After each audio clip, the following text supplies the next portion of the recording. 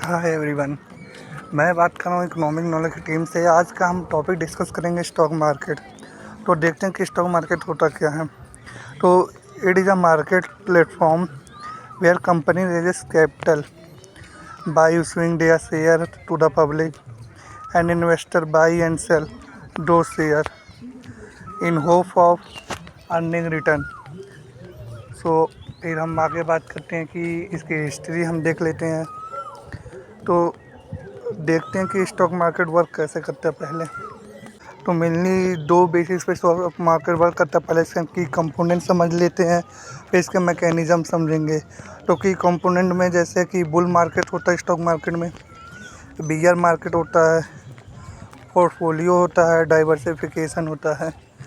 तो बात करते हैं बुल मार्केट की। तो इसका मतलब है कि प्राइस हमेशा ऊपर जाएंगे, बियर में है कि डाउन जाएंगे, और पोर्टफोलियो में सा कलेक्शन ऑफ वेरियस इन्वेस्टमेंट की थी। फिर हम देखते हैं कुछ पार्टिसिपेंट हैं मार्केट में, जैसे हो गया रिटेल इन्वेस्टर हो गए हैं, फिर है इंस्टीट्यूशनल इन्वेस्टर हैं, फिर है मार्केट मेकर हैं। तो ये मेनली 3 पार्टिसिपेंट हैं जो कि परफॉर्म करते हैं स्टॉक मार्केट में। फिर हम आगे देखते हैं कि टाइप ऑफ स्टॉक मार्केट, यानी कितने टाइप के स्टॉक मार्केट होते हैं जनरली।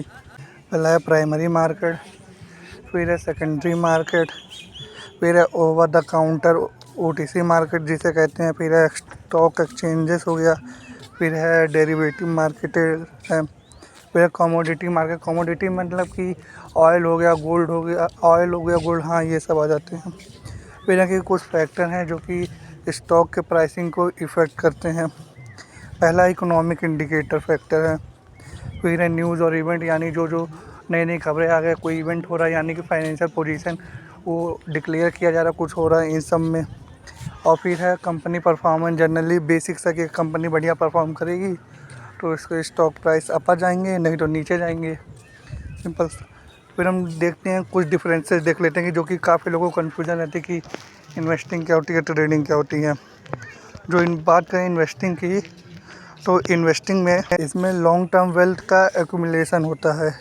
और बात की जाए ट्रेडिंग, तो ट्रेडिंग में mainly short term profit driven होता है कि हाँ तुरंत पैसा लगा तुरंत निकाले। इन्वेस्टिंग में लॉन्ग टर्म, यानी कि लंबे समय के लिए देखेंगे कि हाँ हमने एक बार लगा दिया फिर छोड़ दिया, फिर काफ़ी दिनों बाद ही देखेंगे कि निकाले कि ना निकाले, कितना रिटर्न मिला कितना नहीं।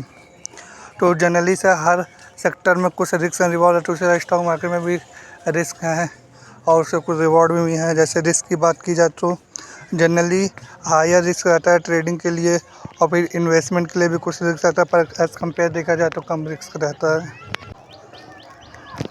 फिर देखते हैं कि टिप फॉर बिगिनियर। वैसे टिप देना गलत है सेबी के अकॉर्डिंग, पर हम जनरल सा बेसिक सा टिप देंगे एजुकेशन पर्पस के लिए कि आप स्टार्ट स्मॉल कर, यानी कि कम पैसे लगाइए, थोड़ा पैसा लगाइए, पहले चेक करिए कि आप इसके लिए परफेक्ट है कि नहीं कि पूरा पैसा इकट्ठा लगा दिया जाए। और डाइवर्सिफाई किया जाए, यानी कि आप एक चीज़ ना खरीदें, कई चीज़ खरीदें ताकि आपका रिस्क कम हो।